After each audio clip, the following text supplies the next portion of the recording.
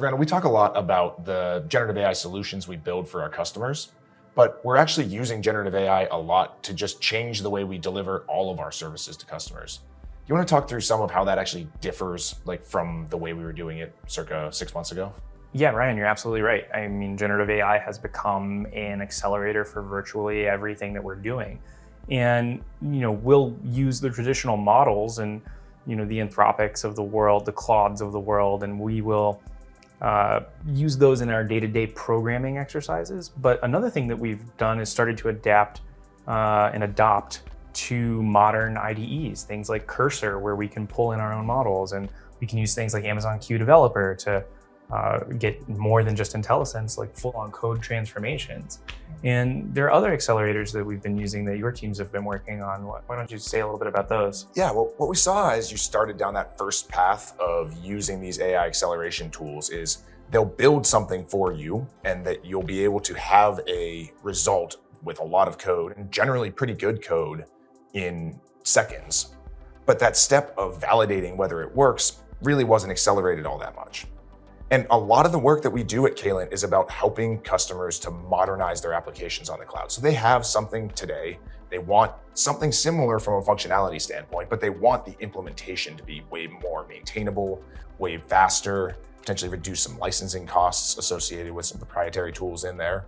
And so what we found is in those scenarios, we can actually automate that validation step. And by automating the validation of the results you generate, whether that's application code, implementing an API, it's a database stored procedure, transforming data for an analytics workload, or returning results for some critical business process, or it's something like infrastructure as code, defining the layout of the VMs on-prem or using infrastructure as code in the cloud, the networking. If you can focus your team's time on ensuring an automated validation step with good error messages when something's wrong, you can have the AI fix its mistakes. And that's really changing the way that our teams actively execute on projects. Like, it's a totally different working style.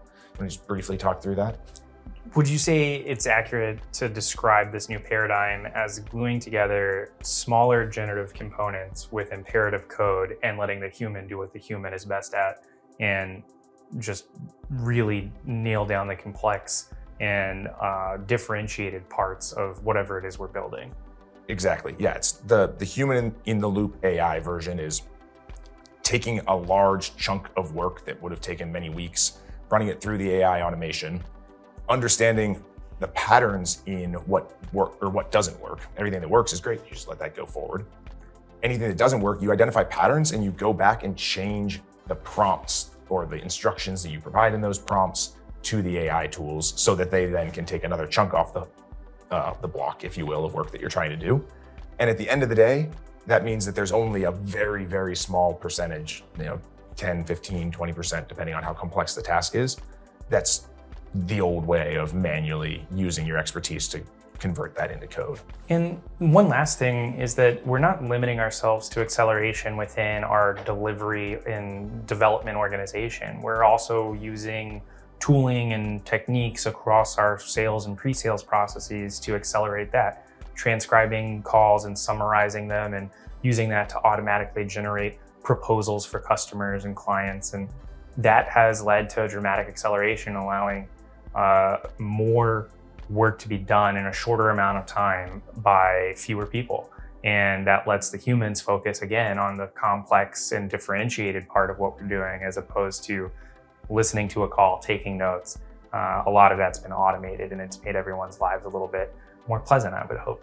Yeah, and if that's something that sounds interesting to you, both as a way of working or as a partner you might want to work with, you can always reach out to us at Caylent.com.